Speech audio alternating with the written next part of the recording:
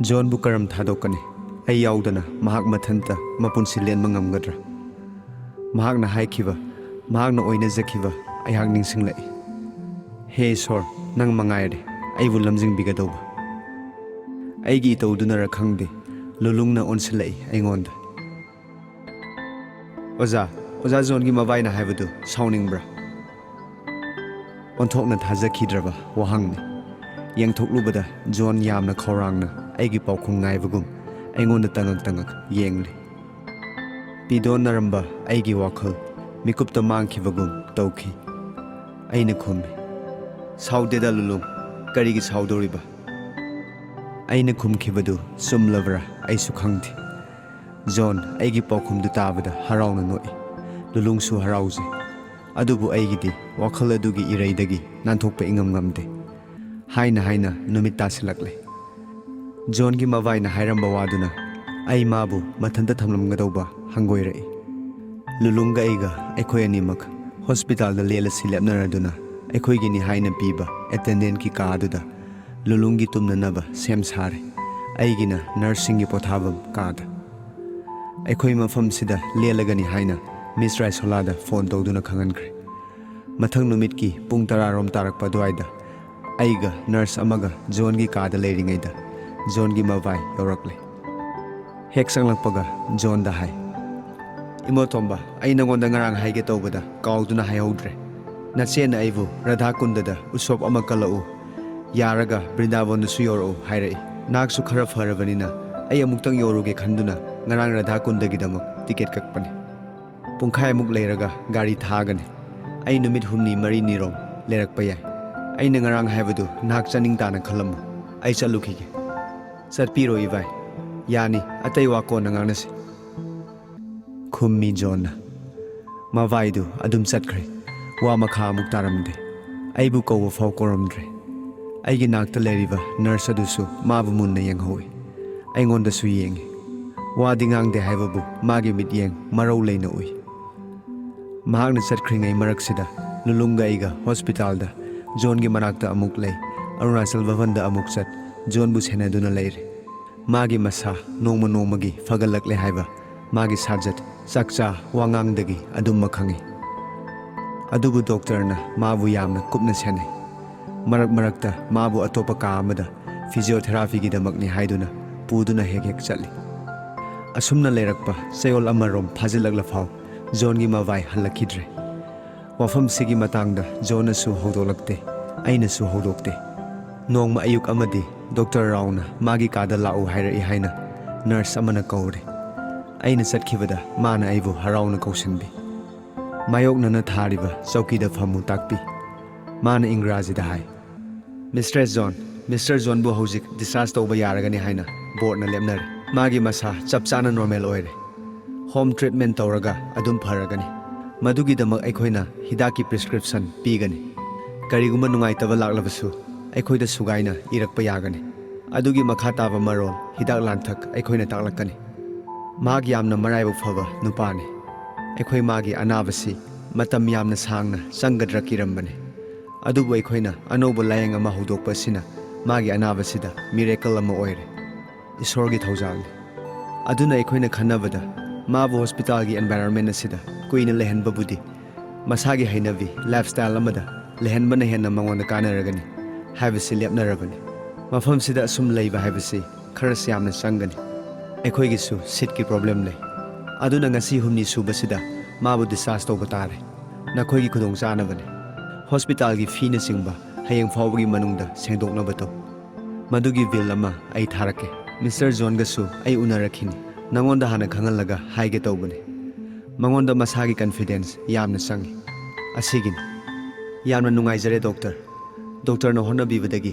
pharaklibani punsi supa aikhoi laman tolabani home treatment gi damak takpibadu soidana tawjagani yumda hanbada air da na fagadra surface da na fagadra amukta takpiu anaba haibasi maktabu pukning hakchang tuna pothaba haibasi hidak makhal amani mathakta chatpa hana na hainarabadi karisu kaide hainadravadi phatte puning da laita handaba phatte Mr. John gi layong matasi phabu phakhrabadi relapse toraklo adubu magi nerve singi mapangal mapung phadre ningthina pothahanba tai aduga wafam amana yumda hallaga imung manungi problem yamna thengnagadauba leirabadi matam khara se tha amani faw hainagadau wafam amada pothahanba su fai adubu seldi khara hena changba yai mistress na khallaga tauba yai hakchangi damakni hakchang solabadi any disease hekta changba yai mangonda yaribam khai nungaitaba athukpa wa tahandaba fai matam kharagi wani mangonda su takpiraba natra taklabani adubu maga loinaba misingna masi khangadobani ai khangjare doctor madumak tawjagani hek singnabada aingonda khangalau aigi yumgi office ki address CSC da yaurabani magi visiting card ama darwardagi lawthoklaga pirai aduga bildu ai tharake hana deposit tawkhibaduga kakthok kaksin tawraga aikhoina handorakpasu yai office na adum tharakani masi haige tawbani aduga wa amana Dr. Meenakshi gasu amuktang unaviru mana so hainingba leiramgani yamna nungaijare doctor aina hogattuna khut ani lonaduna namaskar toromlaga ayak adum Dr. Meenakshi gi katana lakle doctor gi thongda thetliba bel de khingnubada changlakpa yagani takpirai sangkhibada aibu harauna okpiraga thariba chokida phamu takpi namaskar ai mem saheb ka unaruso takpirai yes ai khangi aina hainingba khara lei adugin takpiu mistress na hena khangbirabani John saheb ki anaba phare adubu mahak matam kharadi routine amadi inbatai mahak pu yamna pothahanba mapungning tapthahanba nungaitaba wa paw tahandaba aduga family life ta extravagant oidaba energy conserve tawba haibasina khwaidagi phaba hidakni Rao saheb nasu John saheb ta haikrabani adubu punamaksi senagadobadi mistress ni family life pumtha thadokpagi wanate ka hendaba haibani matam kharagini hena phananabagi wani phare haibasimadi soidrabani Dr. Rao saheb na haibadu nungaitabadagi aina haijabani ai madumak ngaksagani doctor thank you hairaga mana hogatuna aigi khut soi mangonda namaskar toromlaga ayak tholakle Dr. Rao na taklakpa pumnamak aina John da amata chithadana tamlabada mahak harauje nungthilda hospital gi bill nurse na puraktuna pirare yengubada aikhoina deposit tawkhiba paisa dagi lupa lising mari khara hena handokadauba leiramle nurse na taktuna ai makhoi gi office ki counter da chattuna bill du ulubada sen oina adum handokpirakle Miss Raisolada John bunini sanbagi ayuk pung 10 da discharge tawgani haiba khangankre numittu da sapchana magi mi amasung gari thabirakani takpirakle discharge tawgodoba numittu gi mamang numidangda aina John gi damak wawi khiba doctor sing nursing unaduna makhoi khudimakta tawimal khangba ulammi makhoina su harau harau tawbiki mathang numit ki ayukta Dr. Rao pung mapalom tabada Dr. Meenakshi galoinana John gi kada lakle harau harau ka gi manung changlaklaga Dr. Rao na good morning Mr. John hairaga John ga khutsokne Dr. Meenakshi na su adumna ukpi Dr. Rao na takpi Mr. John nahaki anaba phabasida aikhoi yamna nungaire nangonda ai Dr. Meenakshi aduga hospital sigi doctor singna congratulate tawri hojik karisu singna ningai leitre hojikti nahak amasung nahaki punsi loinabiga yamna mara tapna punsi nungsangna nungaina lenminnarunaba aina isorgi mafamda kurumli aduga se asina home treatment gi damak piba aikhoi gi prescription aduga hakchang sajen singni hidak sing achamba ngaktani imphal da dum phangani aikhoina sida tawkhiba singduni aikhoi horeldi staff meeting lei nahaka unaba ngamgani thajade numidang wai pung 3 ki adwaida chatpa yaragani madugi se sang ngamna sinakhrabani sister singna pirakani mangol oibiu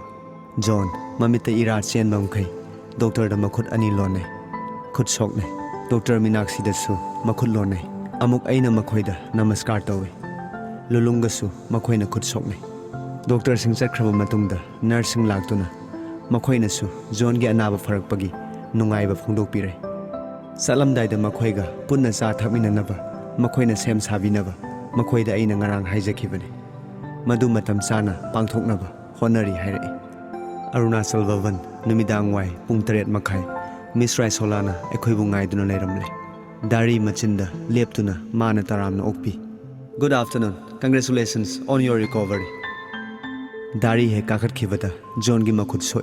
John makok nonduna tawimal khangba uli. Aduga amuk aibu nungsina konbi. Lulung pau gusu khut soknai. Lulung pau Chenglei kumthakiduna potsai mayamdu gari dagi lokthana honai. Miss Raisolana. Somda lakpiyo. Hairaga hana leramba ka adomda nattaba. Thong hangdoktuna leiriba ka amada pusinbire. Hanagi ka du khara pi. Aduna aina ka sida leinanaba nithina sengdokhanbane. Ningba thungadra khangde John Saif. John kumpham khangdrabara aingonda haifet yanglai. Raisolana aingonda yanglaga. Oh, I'm sorry. Mistress ki approval. John nolai. John nolai. Ngakpi gani madam. Ai kari khongmadobano khangjadaduna tawbane. Aikhoi gi damak onthokna wabire. Magi khutak tarabi mamit aniduna aingonda yanglaga. Mipum khuding sumat pangamlabi.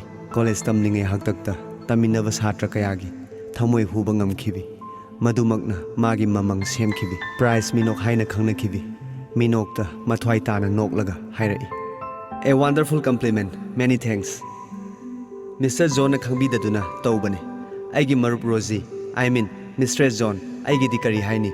Yamna nungsijabi. Aigi amata ngaijabi marupne. Ai magi laman yamna tole. Asidi kari sulaitabane. Sana thaknaba aina ngamna sinjakhrabane. Lulung pau suitcase ani khak puduna kagi thongjinda leplare. Raisolana mangonda hai. Lulung pau gidi hanagi kadu matik sana sawi. Aduna atopa ma arrange tawjadre. Adum yaganina. Aigidi phaman kremem saif. Potse pusalakpa yagadra. Karigi yadadage pusilau. Suitcase anidu thanamlaga mahak amuk chatkre. John suitcase anidu mafam sana thamnaba sem saringai. Raisolana aingonda sikpaknana wa ma hairai. Onthokna thajadana haidorakpa magi wadu tabada. Ai nokningbana khangma ngamdraduna thik thik noi. Ikairai. Tumin khangba laknai. John khangeng yang tholai. Raisola karisu tawda sana phibam hanjinki. Aidi hanjinba ngamdaduna mai leithoktuna khang. Aidi hanjinba ngamdaduna mai leithoktuna khang. Raisola yamna phagi hai. Magi phagi hai budu ubada taminnabi imanabi singna mabu. Mrs. Craftswoman haina kaunai. Mana iba wari masa sing maming chatli. Price kyamu phangki. Mana aingonda tawkiba phagi do phagi mata amani. Achumba wana tawkiba phagi ni. Punsibu mahau lehenba kanglaba le kangla phawbabu nauna le hau chalangani. Adubu mahak masadi madudagi thapna lethoktuna lepli. Yamna thapna. Angakpani.